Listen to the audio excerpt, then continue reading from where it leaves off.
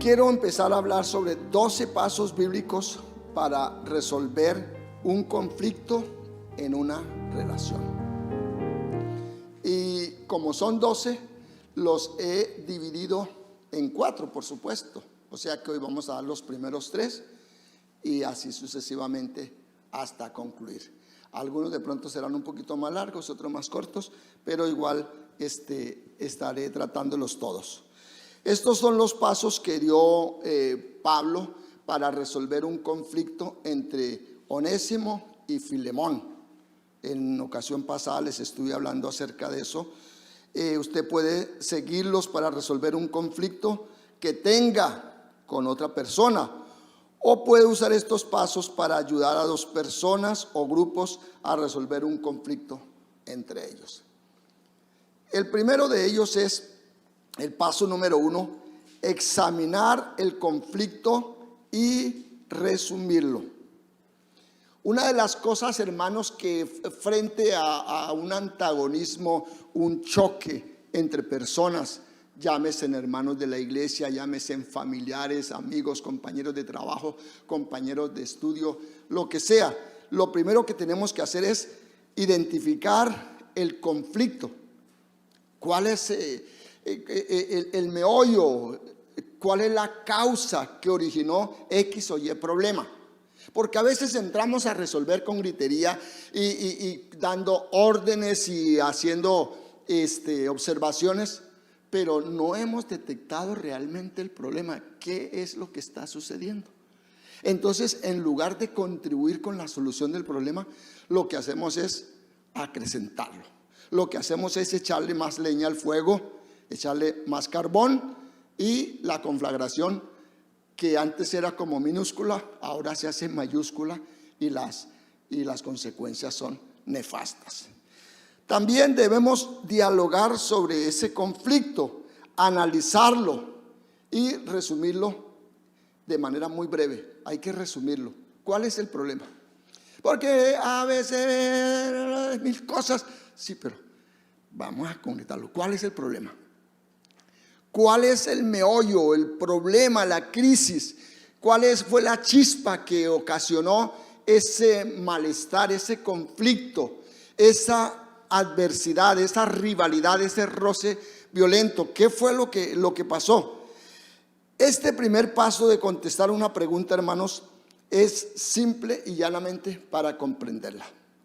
Mis hijos no suelen pelear, muy rara vez, porque nosotros los hemos desde muy pequeño enseñado que se amen. Sin embargo, a veces están así. Mi esposa es la que siempre habla con ellos más. Ajá, ¿qué pasó?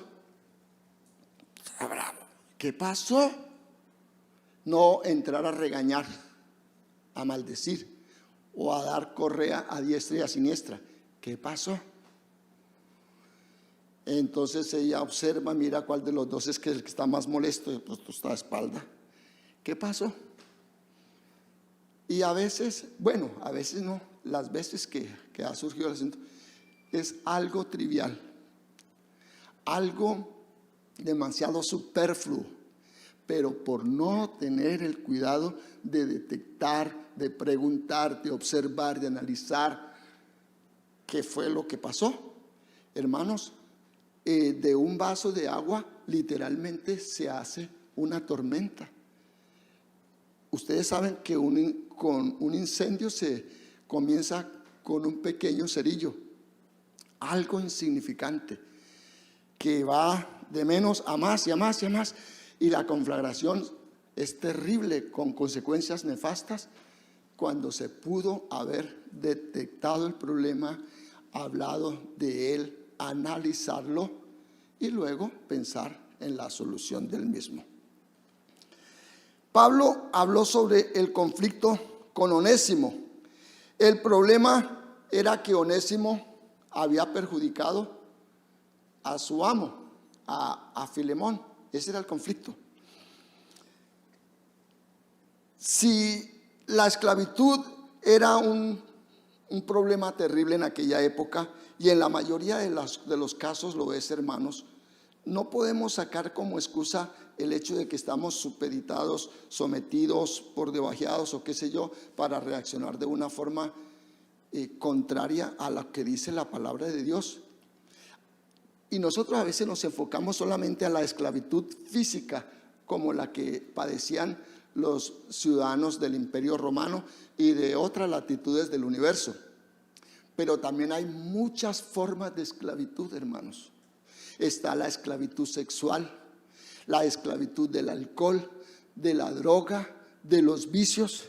Bueno, yo como siempre tengo la costumbre de meter mi celular por allá, pero está la esclavitud del celular. ¿Cuántos tienen esa esclavitud? No quiero que nadie levante la mano, no la levanten, allá uno solo levantó la mano, pero no quiero que nadie, pero esa es una esclavitud. Las redes sociales, el computador.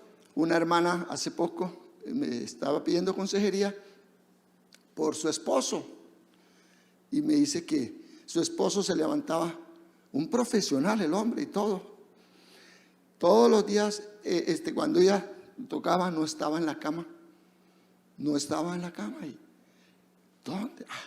Ya no le prestaba atención. Después de mucho tiempo ya, ¿qué pasó? Y veía una lucecita por allá al fondo. Se acercó lentamente a ver qué era lo que pasaba y su esposo estaba en el computador, páginas XXX. Hay cualquier cantidad de esclavitudes, hermanos. La cuchara, muchos la tienen como esclavitud. El alcohol, la droga, la violencia. Y pare de contar. Entonces algunos se centran como que, qué terrible esa esclavitud, ¿cómo es posible que Dios permitía esa esclavitud en el Antiguo Testamento? Ya hablamos un poco de eso la semana pasada, aunque no pudimos ventilar tan profundamente porque el tiempo no da para ello. Pero hermanos, ¿cuántos de nosotros somos esclavos de vicios, de pensamientos, de actitudes y de cosas que no sometemos al análisis, al escrutinio del Espíritu Santo, al análisis de la palabra o de una persona sensata que pueda saber lo que nosotros estamos haciendo o pensando y podamos llegar a una pronta y definitiva solución para salir de la esclavitud en la que nosotros nos podamos encontrar? Por el contrario, Pablo nos insta como seguidores de Cristo a ser esclavos de la piedad y siervos de Jesucristo, haciendo lo correcto en todas las acciones de nuestras vidas. Sí, la esclavitud en aquella época era terriblemente dramática, pero no era eso lo que realmente estaba inquietando al Señor, y que a través de sus profetas y a través de sus siervos, en este caso de Pablo, da algunas directrices para poder sortear esas crisis y esas dificultades que estaban afectando ¿a quién? A la misma iglesia del Señor. Porque hermanos, el Señor no se ocupa del mundo, el Señor ama a la gente, por supuesto que sí, porque no quiero la muerte del impío, dice el Señor, sino que el impío viva. El Señor, claro que sí, está interesado en los millones y millones y millones de personas que están a nuestro alrededor sufriendo por el pecado y todas las maldiciones que ha engendrado el pecado. Pero particularmente, hermanos, el Señor se interesa por nosotros, sus hijos, por aquellos que hemos sido redimidos por la sangre de Jesucristo, por aquellos en quienes habita el Espíritu de Dios. Y está muy interesado, hermanos, para que vivamos una vida acorde a lo que Él nos enseña en las Sagradas Escrituras. Una vida, hermanos, que sea agradable a sus ojos. Estaba escuchando ahora la visión para este nuevo año acerca del discipulado. Y por ejemplo, hermanos, nosotros no podemos hacer discipulado si no existe una sanidad en nosotros, una relación, una comunión con el Señor y por supuesto con nosotros. ¿Qué dice el Señor Jesucristo? En esto conocerán quienes, los impíos, que ustedes son mis discípulos si se tienen amor los unos con los otros. Pero no hay amor de los unos a los otros cuando la relación es es chocante y belicosa. Onésimo era un esclavo en posesión de Filemón. Y como dije hace un momento, hermanos, aunque esta esclavitud era terrible, no es el meollo de la palabra. O sea, el Señor no se preocupa por eso. Sí, y habían reglas que reglamentaban la esclavitud, muchas normas, pero no quiero entrar en eso de la parte de las normas. En la época moderna y durante todos los tiempos de la vida nuestra, hay cosas que a nosotros se nos antojan antagónicas, crueles, déspotas, miserables, alienantes. Sí, muchísimas cosas, más de las que uno se pueda imaginar. Demasiados impuestos, demasiadas pretensiones del gobierno local o departamental o nacional, muchas injusticias. Pero hermanos, como les dije en ocasión pasada, Dios no nos ha llamado a nosotros para que enderecemos esas leyes, para que enderecemos lo torcido, para que arreglemos este gobierno, para que arreglemos esta sociedad. No, esa no es nuestra. Debemos orar al Señor que se decreten leyes justas, leyes que nos beneficien, bueno, que beneficien al conglomerado, a toda la gente sin distinción alguno, que hayan salarios justos, horarios justos, tratamiento justo de parte de la justicia, las autoridades y todo eso debemos orar, pero no debemos imponer, no debemos presionar, no debemos querer arrinconar al Estado, al gobierno, a las autoridades, porque a eso no nos llamó el Señor. Eso puede traer, hermanos, anarquía, disturbios, saqueos, matanzas, ilegalidad. No podemos. Yo siempre recuerdo cuando estaba recién convertido allá en la ciudad de Bogotá, prohibieron que se hicieran campañas al aire libre en una época un poco fuerte, ni que se pusieran carteles en las calles, que campaña evangelística, no sé qué tal. No, era prohibido. Ponían otra cantidad de basura en las paredes y nadie decía nada, pero eso en particular. ¿Por qué? Porque el gobierno era antagónico, un gobierno conservador que amparaba a la iglesia popular, pero que nada que ver con los evangélicos, y eran muy fuertes. Entonces, 3 hermanos pentecostales, dándoselas de muy héroes y de representativos de la fe cristiana, se van para la estación de La Sabana, donde salen los trenes allá en Bogotá. Se van a la estación de La Sabana, ponen en los vagones del tren una cantidad de letreros: Jesucristo vive, Jesucristo salva, sana, cura, no sé qué tal, Jesucristo no sé qué tal, y comenzaron a predicar ahí. Vinieron las autoridades, los esposaron y los llevaron presos. Y ellos estaban alegando que estaban sufriendo por causa de Cristo. Pero ellos no estaban sufriendo por causa de Cristo.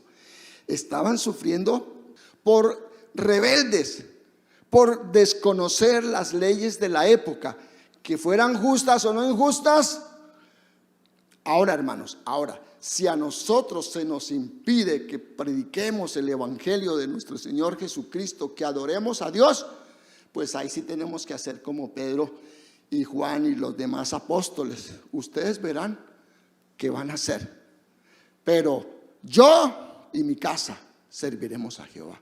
Es menester obedecer a Dios antes que a los hombres, pero meternos en conflictos y en peleas con el gobierno y con los decretos eso es otro asunto, hermanos, en el que nosotros no debemos dejarnos tentar.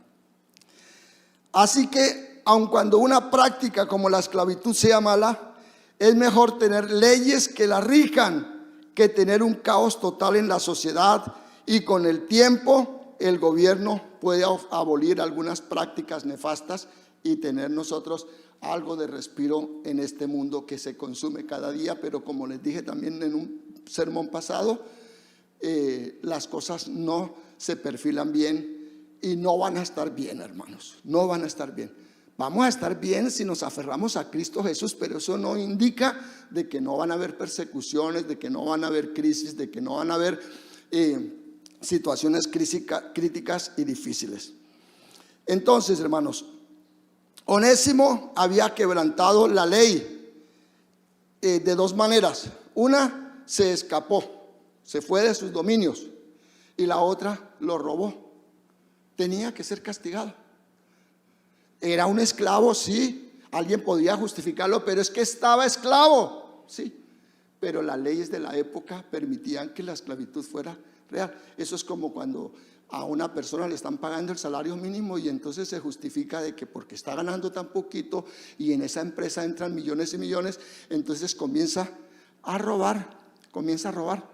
No cumple el horario, llega tarde, sale temprano, pierde su tiempo y roba.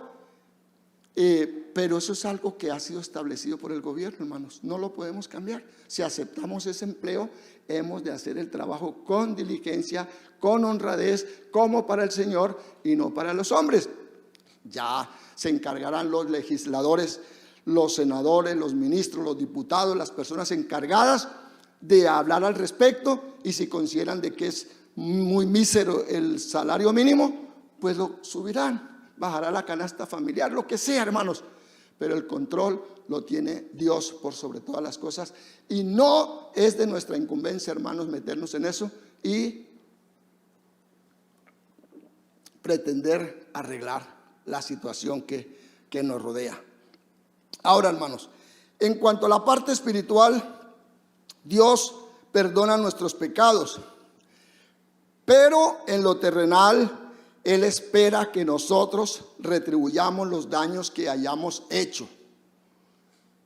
No es que algunos dicen que uno se convierte y borrón y cuenta nueva. No, Señor, Dios nos perdona, pero si tenemos cuentas pendientes con nuestro prójimo, Dios espera que nosotros retribuyamos los daños que le hayamos hecho a la sociedad, si es posible.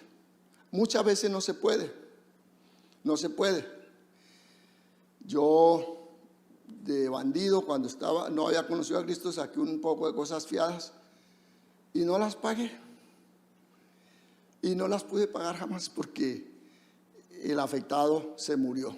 Entonces ahí quedé excusado, pero no es el caso, esos son excepciones. En otras ocasiones Pablo escribe lo siguiente, allá en Romanos 8:13, que dice: no debáis a nadie nada, sino el amaros unos a otros. Es lo que dice él en la palabra. Y allá en Lucas 19:8 hay un pasaje muy interesante cuando el Señor decide visitar a Zaqueo, que era un publicano, un cobrador de impuestos, como un contador moderno. Dice en el versículo 8: entonces Zaqueo, puesto en pie, dijo al Señor: he aquí, Señor, la mitad de mis bienes doy a los pobres, y si en algo he defraudado a alguno, se lo devuelvo cuadruplicado. Tratar de enmendar los daños que usted hizo antes de conocer a Cristo ayuda para que las personas que no conocen a Cristo tengan un testimonio real de lo que representa ser un creyente, un hijo de Dios. No podemos nosotros, hermanos, estuve en Magangué y estaba dando un curso allá y entonces había un día me fui a caminar porque era que las clases mías eran de 6 de la mañana a 8, porque todos trabajaban. Entonces me fui a caminar y en una de esas había un almacén grande de electrodomésticos y me dice: pastor, Dios lo bendiga. Y ay, era una hermana. Y entonces le dije: ay, hermana, ¿y tú qué haces aquí? No, pastor, yo soy la administradora de este almacén. Entonces le dije: ay, qué bueno. Y será que me fui a un nevecón y una lavadora y todo, y fregando la vida. ¿Cómo no, pastor? Con muchísimo gusto. Usted me dice qué necesita. ¿Y dónde quiere que se lo haga llegar? Allá en Barranquilla tenemos sucursales, se lo podemos hacer llegar a su casa. No, hermana, gracias por su generosidad, usted es muy amable. Oiga, hermana, pero una pregunta, ¿usted es así tan generosa y tan abierta? Dice, ay, pastor, le voy a decir esto, mis hermanos son los dueños de esto. Tenemos 5 locales por aquí en toda esta zona, en estos pueblos de por acá, 5 locales. Y mis hermanos son inconversos y me he ganado cualquier cantidad de vaciadas y ellos tienen una lista negra, y la lista negra es de los pastores, de los líderes, de los hermanitos de la iglesia que no pagan. Y dice, pastor, yo les he predicado 1000 veces, pero ellos no quieren saber nada, y con justa razón. Bueno, con justa razón. Entonces, hermanos, si nosotros éramos bellacos antes de conocer a Cristo, si éramos manilargos, si éramos chanchulleros, si éramos prestamistas, y óigame bien, hermano, óigame bien, si nosotros nos convertimos a Cristo, se lo digo por la palabra, ipso facto, al instante, inmediatamente, en el instante, Dios perdona nuestros pecados, nos lava con su sangre preciosa, nos limpia de toda inmundicia. Y Él dice, no os acordéis de las cosas antiguas, dice, porque yo no me acordaré de tus pecados, serán lanzados a lo profundo de la mar, y no me acordaré de tus pecados por amor a mí mismo. Óigame bien, ese es el veredicto divino, lo espiritual. Pero aquí en la tierra, si yo tengo cuentas pendientes, hermano, tengo que pagar, porque tengo que pagar. Y si pretendo exaltar a Jesucristo, si pretendo darle la gloria a Dios, entonces, ay, este es el bellaco ese que, mírelo. No, ahora es evangélico. Si ese tipo me cogió a mí prestado un equipo de sonido y nunca me lo devolvió, si se Pero ¿cómo le callaremos nosotros la boca a los impíos? O a la familia a quien les hemos hecho daño, o al vecindario, qué sé yo, resarciendo el daño. Eso es algo que nosotros a veces no solemos hacer, hermanos, resarcir el daño. Y el daño no solamente de bienes materiales, a veces es de cosas que dijimos y que no eran ciertas, difamaciones, calumnias, murmuraciones, críticas que la persona tiene ahí, hermanos, que tiene ahí, y lo pueden ver a usted aquí adorando, gloria a Dios, aleluya, y cantando, y no le creen nada, porque usted no hizo resarción de daños, no devolvió lo que había quitado. Dios nos ayude en esa parte, hermanos. Dios nos ayude en eso que es tan importante. La restitución es uno de los primeros frutos que llevamos como seguidores de Jesús. Algunas personas quizás simplemente le perdonen la deuda como Dios lo hizo en Jesucristo. Y de pronto el hermano me quitó el equipo y yo le digo, ajá, y él dice, no, hermano, quédese tranquilo, no me debe nada, porque veo que el hombre está necesitado o que es una genuina conversión y yo no necesito en ese momento ningún equipo, no necesito nada, y le digo, dejémoslo así de esa manera. Pero podría darse el caso que yo le dijera, bueno, hermano, ese equipo en este tiempo costaría 2 millones de pesos, o me trae el equipo o comienza a pagarme, ¿cuánto me puede pagar mensualmente? No, que 200,000, ok. Eso se debe hacer por testimonio, hermanos. No es que a uno lo robaron, lo saquearon y viene el hermano, no, aleluya, gloria a Dios, me convertí, santo, aleluya, gloria a Dios, y comienzan a hablar en lenguas y aleluya, hermano, bendito sea Dios, y no. El creyente auténtico no es chanchullero, no es patuleco, no es carretillero, es honesto. Hermano, hermana, qué pena, cuando yo trabajaba aquí, yo hice esto y esto y esto y esto. ¿Cómo puedo resarcir los daños? Ese es el primer fruto de una auténtica conversión, hermano. Ahora, si no le quitamos nada a nadie, pues gloria a Dios. pero rara vez eso sucede. La gracia desde los cielos no sustituye el deber de ser un ciudadano responsable en la tierra.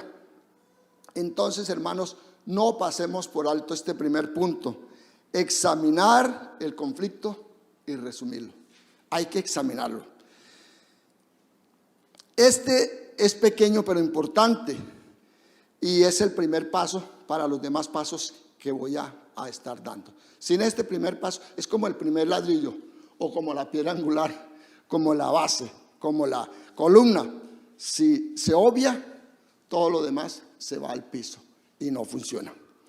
Segundo paso: establezca el propósito de resolver el conflicto como la respuesta específica deseada. Entonces, hermanos, después de que Pablo llevó a Onésimo a los pies de Cristo, pasó un tiempo hablando con él. Una de las cosas, hermanos, que nosotros tenemos que hacer con las personas es conversar con ellas. Hay que romper el hielo. Y un método que me patea, me molesta mucho: ¿cuántas visitas hay aquí en esta mañana? Entonces levantan la mano 8, 10, 15 personas. Vengan aquí al frente. A ver, repitan conmigo. Pero la gente pasa y no sabe. El familiar le dice: vamos, vamos, vamos. El amigo: vamos, vamos, vamos. Y ellos pasan ahí ingenuamente y van al frente. Dicen: bueno, bienvenidos aquí a la iglesia XYZ, que es la iglesia non plus ultra de aquí, de la ciudad de Barranquilla. Ustedes están aquí. Levanten su mano, repitan conmigo esta oración: Padre, yo me arrepiento de mis pecados y recibo a Cristo como mi Señor y mi Salvador. En el nombre de Jesús, amén. Ustedes son salvos, vayan aquí con nuestros sugieres y ya. No, 1000 veces no. ¿Cómo creerán si no hay quien qué? ¿Y qué hay que predicar? Las buenas nuevas de salvación. Si no, no hay, hermano, no puede haber conversión. Que si confesares con tu boca que Jesús es el Señor y crees en tu corazón. Pero ¿y cómo va? ¿Entienden lo que lees? Pero ¿cómo voy a entender si no hay quien me explique? Bueno, córrete para allá, le dice Felipe al eunuco: córrete para allá y ven acá. Y comienza a trazarle el mensaje de salvación en Cristo Jesús. ¿Y qué pasó? El eunuco aceptó a Cristo y después fue tan contundente la conversión. Dice: oye, tú me acabas de hablar del bautismo. Aquí hay agua, ¿qué impide que yo sea bautizado? Así, hermano. Pero porque se ilustró. Mire, conoceréis la verdad y la verdad os hará libres. ¿Cómo van a poder ser libres esos hombres, esas mujeres que a veces nosotros manipulamos? ¿Cómo van a ser salvos si no les hemos ilustrado acerca del mensaje de la cruz? No conocen la historia del Calvario. No saben lo que el Señor Jesucristo hizo por ellos en la cruz del Calvario. No saben, lo ignoran. Levanta la mano, ya. Óigame bien, hermano. Y también otra cosa: muchos creen que cuando alguien levanta la mano, ¡ay, es salvo! ¡Aleluya, aleluya! Se salvó. A ver, ¿quién quiere ser salvo? Levanta la mano ya. Eso no indica que es salvo. No indica que sea salvo. La persona debe reconocer a Cristo como su Señor y su Salvador, confesar con sus labios que Jesús es el Señor, creer en su corazón que Dios le levantó de los muertos. Es lo que dice la palabra. Entonces, hermanos, se necesita el diálogo. Necesitamos el diálogo, hermanos. Hay muchas personas que están reticentes. Buenos días, señora, ¿cómo está usted? Yo evangelizaba así cuando estaba recién convertido, porque yo sí evangelizaba, era agresivo para evangelizar. Buenos días, señora, ¿cómo está usted? Y la señora salía así, ocupada, el ama de casa, la profesional. Vea, señora, le voy a decir una cosa: que usted va camino del infierno, usted se va a condenar, está muerta en sus delitos y pecados, y si usted no recibe a Cristo como su Salvador personal ahora mismo, se condena. ¿Se quiere condenar? Bueno, entonces levante la mano, repita conmigo esta oración. Esto es como que o acepta a Cristo, así, algo así por el estilo, Y entonces, hermanos, así todo el mundo le dice que sí, pero hermano, realmente ahí no hay conversión. Entonces, para dirimir los conflictos, los problemas y todo eso, tenemos que hablar, pasar tiempo con la persona. Pablo se enteró de que Onésimo tenía un conflicto con otro creyente llamado Filemón. Este conocimiento del problema le ayudó a identificar claramente su objetivo, hacia dónde debía dirigirse. ¿Cuál era este objetivo? Unir a Cristo, unir en Cristo a Onésimo y a Filemón como hermanos de la familia. Ese era el objetivo. ¿Cuál es el propósito nuestro? Porque nosotros a veces somos demasiado mediáticos, demasiado pentecostales. Y hablamos en lenguas. No, yo declaro que ese problema no existe. Yo decreto que ese problema se anula ahora mismo. Ya, hermano, agárrense de la mano, váyanse a entrar. Oiga, hermano, qué brutalidad. Yo lo he vivido. Imagínense, yo tengo en este camino de estar en una misión pentecostal por 46 años. Así que uno ve cualquier cantidad de locuras. Y como que eso es soplar y hacer botellas y así. Como que cristianos en serie, como que se meten en la fábrica, como se están haciendo los fósforos o los palillos, y la máquina hace miles y miles y miles en un ratito. Eso no es así de fácil, hermanos. Necesitamos hablar, tener objetivos, unir a las partes, hablar con ellos, escucharlos, analizar. Pablo no declara su objetivo en la primera frase de su carta. Él es mucho más indirecto y más cortés con este asunto. Pero Pablo tuvo su propósito muy claro, aún antes de comenzar a orar, en la forma de alcanzarlo. El apóstol tenía un propósito en mente antes de comenzar a escribirle esta pequeña carta que leímos la vez pasada a Onésimo.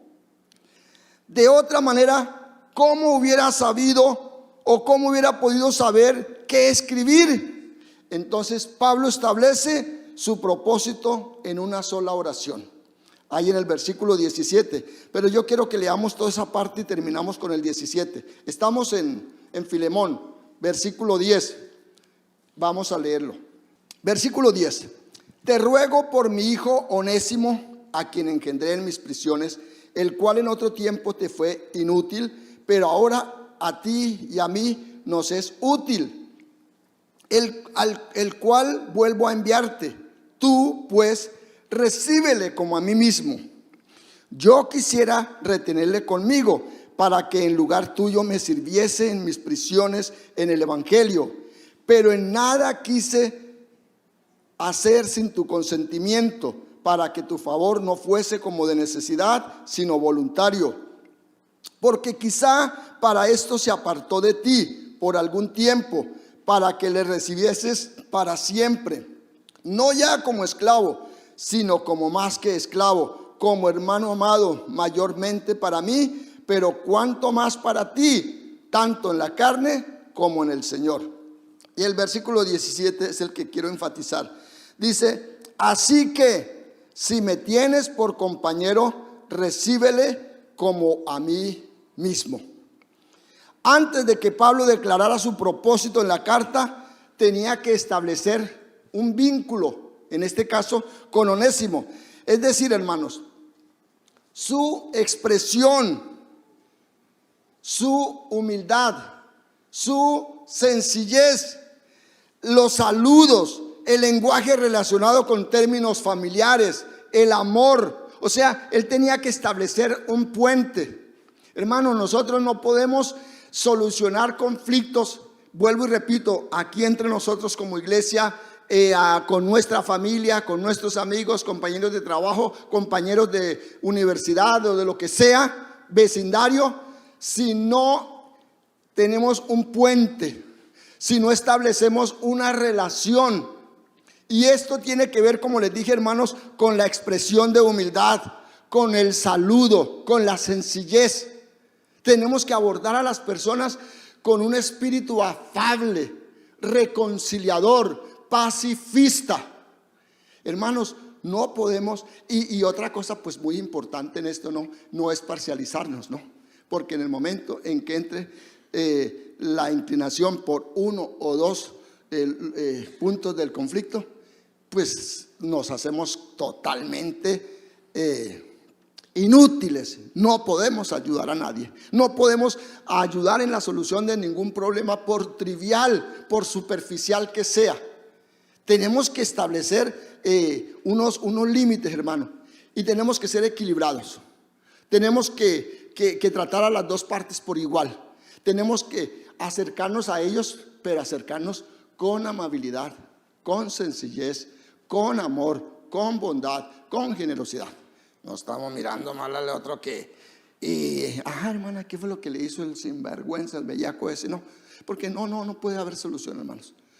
Y tiene que haber algo de familiaridad, algo de pacifismo, de conciliación. Pablo ni siquiera menciona a Onésimo, sino hasta el versículo 10. Aún así él sabe hacia dónde va antes de abordar su propósito. Entonces, para resolver un conflicto, hermanos, primero debemos comprenderlo y ver el objetivo que deseamos alcanzar. Esta semana fui a un lugar que tenía que ir y entonces me dio por preguntarle al hermano, ¿cómo estás? Y ahí estaba en su lujosa oficina el hermano, porque yo tenía que ir allá y le pidió al asistente que se saliera inmediatamente y le dijo a la otra secretaria que estaba ahí que se fuera y que cerrara la puerta y que llamara a su esposa. Y él comenzó a llorar y estaba conmovido. Y la esposa entra, seria, rígida. ¿Qué fue lo primero que yo pensé? Hay un conflicto conyugal. Porque uno es muy mediático, uno se deja llevar de lo que. Yo le dije, hermana, Dios la bendiga. Me hizo así, ni siquiera me contestó y se sentó. Pero les dije, ¿me permiten orar? Y oré brevemente. Pedí la asistencia del Señor, el concurso del Espíritu Santo. Y les dije, como yo soy tan hablón, pero, Señor, ayúdame, dame palabra para esta pareja. Al ratico, él comienza a hablar. El problema no eran ellos estaban muy bien. El problema eran sus hijos. Un problema fuerte que tenían eran sus hijos. ¿Qué hubiera pensado esa pareja si yo dije, no, vea, las diferencias que hay entre ustedes el Señor las quita ahora mismo y yo ordeno que no sé qué, ¿Cómo hubiera sido yo? Inefectivo, absurdo, ridículo. ¿Y qué había hecho? Que ellos se cerraran aún más. Pero yo los escuché. Él habló y lloró. Y lo dejé todo el tiempo que habló, como 15 minutos largos. Y luego ella habló más pausadamente, pero todo el problema se enfocaba en los hijos. Entonces, a continuación, con la sabiduría del Señor, yo expuse las posibles soluciones. ¿Sí notan, hermanos? Entonces, nosotros no podemos coger y abordar un conflicto, un problema, una diferencia, una crisis hacia la topa tolondra, que lo que se me viene en ese momento encima, lo que aparentemente es, porque como dice el dicho, no todo lo que brilla es oro, sino hay que ver cuál es el problema. Pero para esto, hermanos, se requiere comprenderlo y saber qué objetivo tenemos al respecto. Entonces, hermanos, miren ustedes, en esta sociedad futbolera que tenemos aquí en Colombia, uno no coge un balón, el balón cae ahí y le da la patada a la loca. Uno tiene un objetivo, ¿verdad?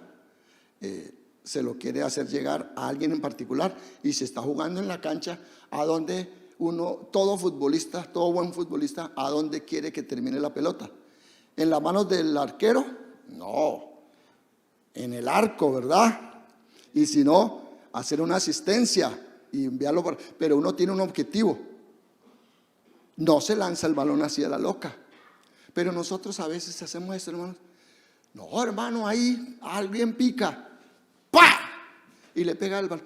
A alguien le pega, hermano. Y jugamos a la suerte, al destino, al sino. Pero el que no sabe para dónde va, cualquier bus le sirve, ¿verdad? Pero cuando uno sabe hacia dónde va, uno es más específico, más concreto. En cuanto a los conflictos, hermanos, ¿qué objetivo perseguimos nosotros? No pueden haber intereses mezquinos en nosotros, porque es que esta jovencita sí me gusta bien, pero es que la vieja no. Que es que este hermano tiene plata, pero y eso no puede afectar, hermanos. ¿Cuál es el objetivo que yo estoy persiguiendo? ¿Cuál es la meta? ¿Cuál es el propósito?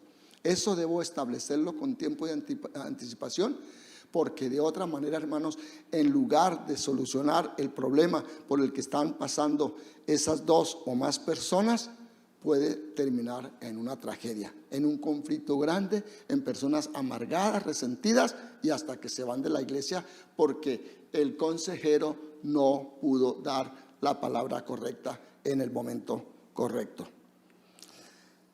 Entonces, hermanos, cuando nosotros deseamos resolver un conflicto, debemos primero visualizarlo de manera clara. Si no sabemos, hermanos, a dónde queremos ir, pues obviamente que no sabremos cuándo habremos llegado a la meta. Determinar el objetivo claramente hace posible que descubramos una manera de alcanzarlo.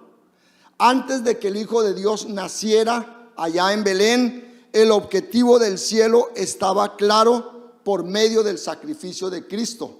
Dice allá Pablo en 2 de Corintios 5:19, Dios estaba en Cristo reconciliando consigo al mundo, no tomándoles en cuenta a los hombres sus pecados. Y Juan 3:16 dice que de tal manera amó Dios al mundo que dio a su Hijo unigénito, para que todo aquel que en él cree no se pierda, mas tenga vida eterna. Él ya tenía visionado la solución para el pecado, para la maldición que los humanos teníamos. Ya lo tenía craneado desde antes de la fundación del mundo. El sacrificio, el Cordero de Dios ya había sacrificado, y Dios concretó su plan allá en la cruz del Calvario a través de la muerte de su Hijo. Cuando nosotros enfrentamos un conflicto, hermanos, cuando hay diferencias, debemos visualizar, hermanos, pero no visualizar como lo enseñan en la nueva era, no estoy hablando de eso, sino ver cómo va a ser la solución de ese conflicto. Y eso me va a marcar a mí las directrices para saber cómo comportarme. A veces tengo que hablar con las personas involucradas individualmente, otras veces debo reunirlos, debo orar con ellos, debo hablar con ellos, debo mostrarles el consejo de Dios. En fin, no, eso no es algo que se hace así, hermanos. Hay lugares de consejería donde aconsejan cualquier cantidad de personas así rápido, como que eso es soplar y hacer botellas. Pero, hermanos, a veces para dirimir un conflicto se requieren hasta semanas y meses enteros de oración, de intercesión, de interés de la persona, en este caso del que está aconsejando por aquellos. Eso no es así, hermanos, de hacer una oración ahí de salida, una oración cúralo todo, de salirme así por la tangente, de que, hermano, dígame rápido.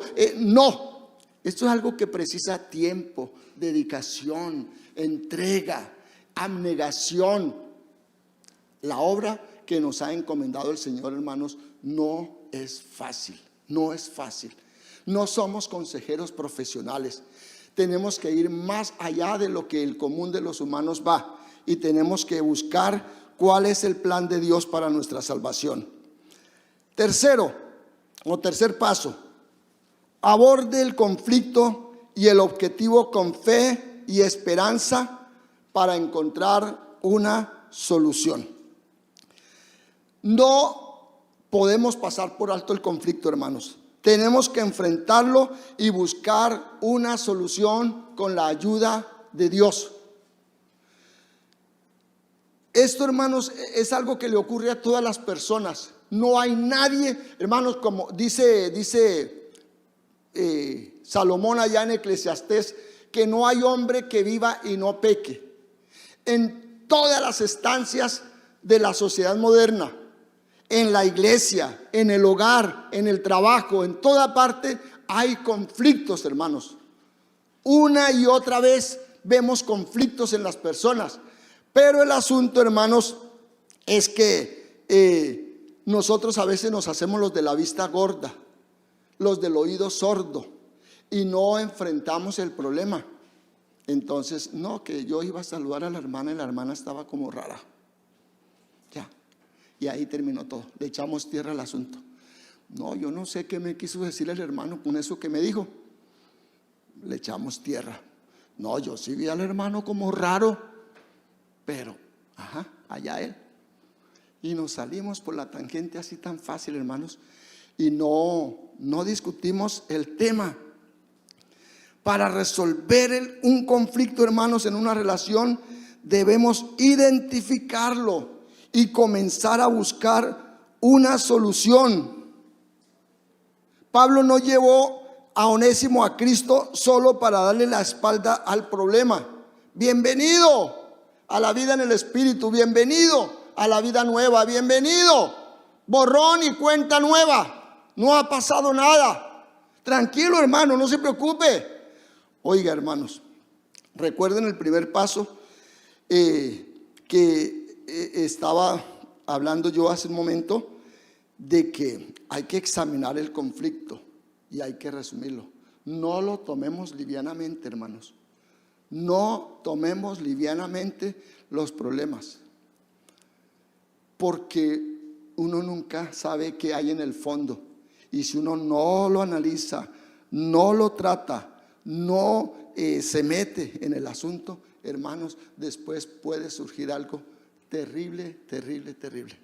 Por no tocar el tema, por no confrontar a las personas, por no examinarlo, por no resumirlo, por no saber qué es lo que está pasando. ¿Por qué te aíslas? ¿Por qué te callas? ¿Por qué me hablas tan mordazmente, tan sarcásticamente? ¿Por qué tal cosa? ¿Por qué te sientas?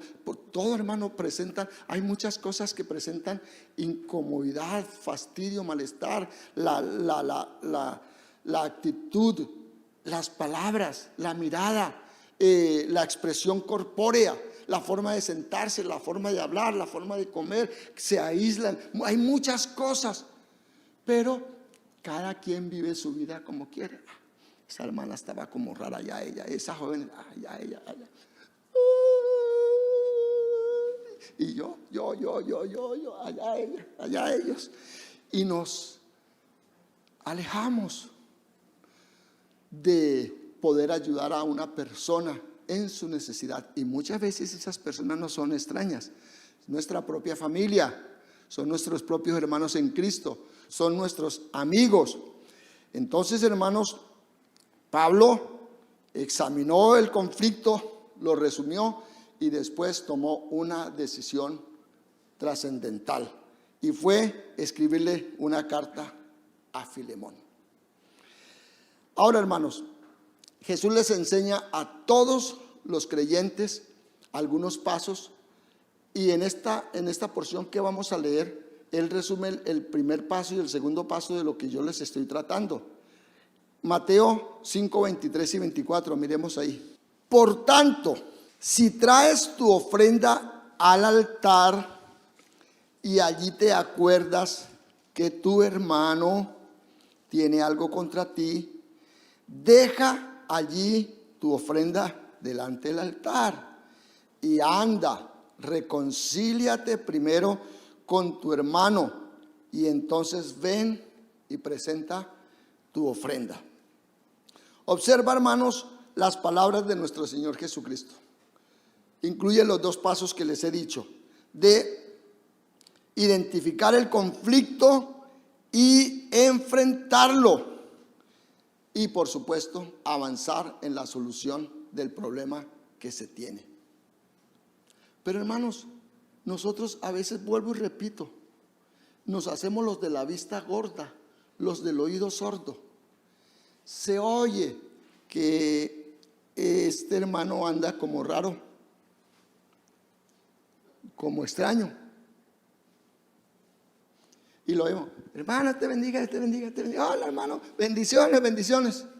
Pero no lo abordamos. Porque al final, ¿qué me importa? Él es adulto, él es un líder de la iglesia, él es veterano, yo apenas soy nuevo. Allá él, yo no me voy a meter en problema ajeno. Muy egoísta el asunto, hermanos, muy egoísta. Hermanos, tenemos que dar solución al problema que se tiene. Y si vemos algo raro, hermanos, algo raro, entonces, hermanos, tenemos que intervenir. La iglesia primitiva tuvo un problema serio, hermanos. Resulta que allá estaban los hermanos helenos o helénicos. Ellos se inclinaban mucho por la cultura helena, por los griegos, por la cultura griega, por el idioma griego, por la mitología griega. Y ellos estaban ahí en ese ambiente. Pero ellos necesitaban de los hermanos, de los judíos hebreos. El otro grupo eran los judíos hebreos. Ellos sí hablaban el hebreo, ellos eran muy ortodoxos, muy eclesiásticos, muy consagrados a sus costumbres antiguotestamentarias, y estaban ahí. Y estaba el otro grupo. Y estos hablaban mal de estos y estos hablaban mal de estos. Entonces, ¿qué pasa? Que los hermanos comenzaron a maltratar. Esta tiene pinta de ser griega y esta también. Entonces, a esta no le sirven primero. Sirvan primero a las hebreas, o sea, a las veteranas, a las que son nuestras. Y descuidaron entonces a las viudas de los griegos. No les atendían en sus necesidades. ¿Y qué trajo esto como consecuencia? Murmuración, porque es que en la iglesia muchas veces hay segmentación. ¿Recuerdan ustedes allá en la carta a los Corintios? Yo soy de Apolos, yo soy de Cefas, que es Pedro, yo soy de Pablo y yo soy de Cristo. Estaban los espirituales. 4 divisiones, uno tiraba para allá, el otro para allá, otro para allá. Y en ese caso, hermano, la iglesia no crece, no se desarrolla, no se edifica, y la hipocresía reina en ese lugar, y reina también Satanás. Entonces está el grupo de los que cantan, está en el grupo de los que recogen la ofrenda, está en el grupo de los sugieres, está el grupo, y son intocables, y son roscas que hay acá y roscas que hay allá. Hermanos, eso afecta a la iglesia, porque la iglesia es un solo cuerpo, una sola fe, un solo espíritu, uno en todo. Porque si no, entonces, hermanos, si hay división, la iglesia no puede desarrollarse. Ahora, lo lamentable, hermanos, es que de pronto se vean todos bonitos y todos unidos, pero que por allá soterradamente se estén moviendo cosas que van corroyendo, quitando los fundamentos, y cuando menos piense, eso bonito que se ve, se desmembra y se va a pique. Por eso, hermanos, hemos de atender. ¿Qué hicieron los apóstoles? Nombraron 7 diáconos, eran griegos, para que atendieran de manera exclusiva a las viudas de los griegos. O sea, para que no hubiera diferencia, o como diría el dicho popular, o todos en la cama o todos en el piso, para que hubiera equilibrio, equidad, para que todo el mundo tuviera su justo trato. Pero para ello, hermanos, indiscutiblemente hay que hablar, hay que enfrentar el problema y hay que dar pasos para resolver los problemas. Una cosa, hermanos, entre esposos, digamos. Hay un roce, hay algo incómodo. ¿Y cómo se trata de solucionar esa diferencia, ese problema? Un ramo de flores, un perfume, que es el que ella siempre me ha pedido, un vestido bonito, una invitación, esto, aquello, una plata, y así se tapa el problema, hermanos.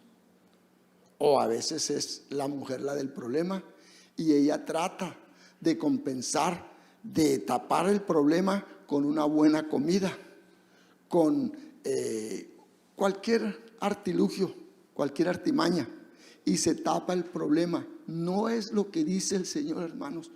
El asunto hay que observarlo, analizarlo, detectarlo de manera clara, nítida, y luego dar los pasos en la solución de ese problema. Por ejemplo, hermanos, cuando se le habla un poco en tono fuerte a la esposa, o se hace algo que no sea de su agrado, hay mujeres que se prostituyen literalmente, hermanos, porque el prostituirse es recibir una paga para brindar un placer o cualquier otra cosa.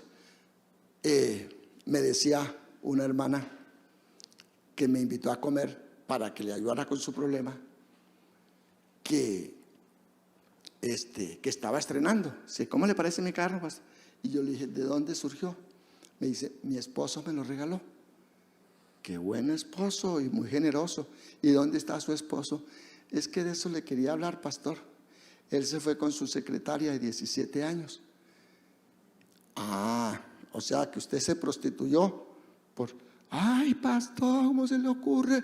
Y claro, usted guarda silencio y recibe un montón de chatarra, un poco de latas, pero no confronta a su marido, no le habla. Hermanos, ahí no hay flores que valgan, no hay perfume que valga, no hay carro que valga, no hay viaje a Europa que valga o al interior. Aquí no hay nada, hermanos. ¿Cuál es la solución de ese problema? Tiene que trabajarse en eso. Últimamente tú te has estado alejando del hogar, últimamente no me contestas el celular, no vienes a tiempo, te ausentas de la casa, estás todo aislado. ¿Qué pasa? Y comenzar a dar los pasos para la solución de ese problema. Pero eso no es así de larín lalán. Eso no es así como soplar y hacer botellas. Necesitamos, hermanos, dar los pasos adecuados que nos indica la palabra de Dios para que ese conflicto se dirima, para que ese problema se resuelva y Dios pueda recibir la honra y la gloria y que no haya parte ahí de la carnalidad humana que, bueno, yo lo perdono, pero... lo perdono porque es que si no lo perdono él no me da de comer o cosas así por el estilo. Que el Señor nos ayude en esa parte tan importante. Entonces, hermanos, Pablo nos habla claramente acerca de cómo nosotros podemos dar solución a esos problemas que nos aquejan en el día a día y en la comunicación diaria, hermanos, y no solamente en nuestras vidas, sino también en nuestra familia y en aquellos que nos rodean. Siempre vamos a estar rodeados de una serie de conflictos, de problemas y de dificultades, pero la palabra del Señor nos indica cómo sortearlos con altura. Apenas hemos tratado los 3 primeros. Con la ayuda del Señor iré avanzando en los próximos 9 pasos para la solución de un conflicto, esperando que tengamos herramientas para que cuando vengan esas crisis y esas dificultades a nuestras vidas podamos vencerlas, podamos superarlas en el nombre de nuestro Señor Jesucristo.